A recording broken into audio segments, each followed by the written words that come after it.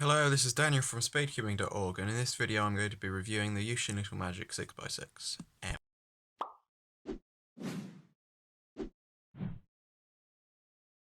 The YuXin Little Magic 6x6 has been out for about a month or two now, but I'll finally get around to reviewing it now.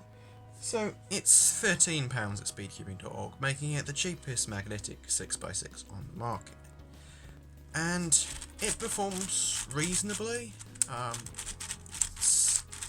There's a bit of friction, you can tell, it's not that fast, and it's got the standard YuXin-y feel that most of the cubes have, somewhat resembling the YuXin Honglong 5x5 and the YuXin Little Magic 5x5, and I think most people agree that the YuXin Little Magic 5x5 is better, even though it's much cheaper. But this is kind of a mixture between the two in 6x6 form that performs reasonably well. Somewhat smooth, not too fast, about right really, but not quite for my liking. But I would worry if it went any faster that it would have problems. It definitely requires loosening the tensions out of the box. I would highly recommend against using it out of the box. You have to loosen the tensions, otherwise it's just bad, really bad. I don't get why they leave them so tight in the box, because it's never popped on me at these tensions, so why make it any tighter? It has probably 4x1.5 magnets, about that. I reckon they're N35s because they don't seem that strong. And it's 186 grams, which is about standard, and 65mm, which is about standard for a 6x6, so nothing special there. It has reasonable corner cutting. I put it at 26 degree one layer, 22 degree two layer, although stuff like that can happen occasionally if you try and force too much, and 32 degree three layer. Reverse corner cutting is a bit lacking, but then again it is a 6x6 and you wouldn't expect it to corner cut more than one piece really, but it can hardly do half a piece. I put it at 13 degrees. Slightly better for 2 layer and 3 layer, as expected really. It's a reasonable cube, but not great, and it has some lockups like that occasionally, although they don't seem to have them that much in solves. So the mechanism is just standard YuXin stuff really. Essentially YuXin has a different plastic feel to most other cubes, which doesn't seem to be that great these days. YuXin slowly seems to be dying out a bit, but hopefully they'll produce something good that will get them back onto the top. But essentially we've got lots of lines here, and which somewhat help with speed, somewhat help with enough friction that it doesn't go too fast. I don't really know much about all this, but it seems reasonable. It seems to work. Seems to be pretty standard 6x6 mechanism. Nothing strange. So who would I recommend this 6x6 to? Basically I wouldn't.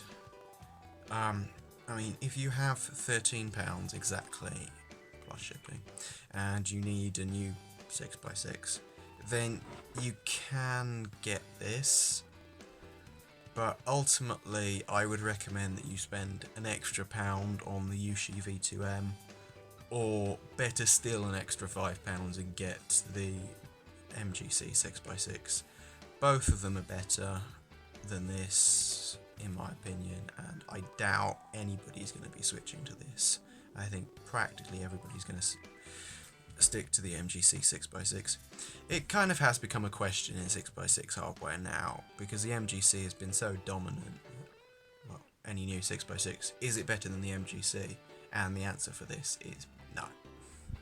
So I can't recommend it, but it's there, it's available if you want it. It's not bad.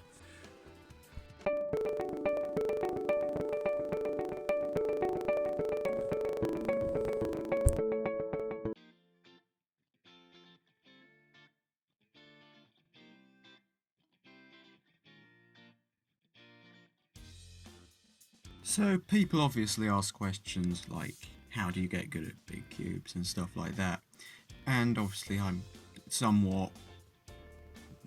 know some stuff about that because I came second at UK Championship for 7x7 and fourth for 6x6, and I've certainly improved in 6x6 since then. And the answer simply is practice. Now, I have been reading some of Jaden McNeil's stuff about I can't remember his name, but some US 7x7 big cube specialist who basically said that actually you need to do lots of look ahead practice and all sorts of stuff like that, and try not pausing, stuff like that. And yeah, it's right. You do need to, if you're going to be very good at 6x6 and 7x7, you need to be pretty pauseless. You don't need to be that fast. To be fair, the 7x7 world record is only like 5 TPS.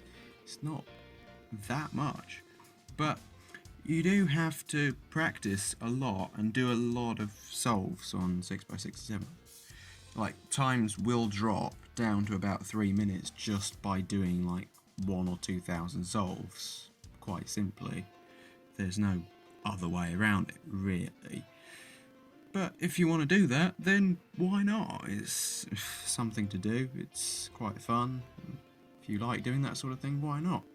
As for the future of 6x6, there is going to be a better 6x6 in the MGC.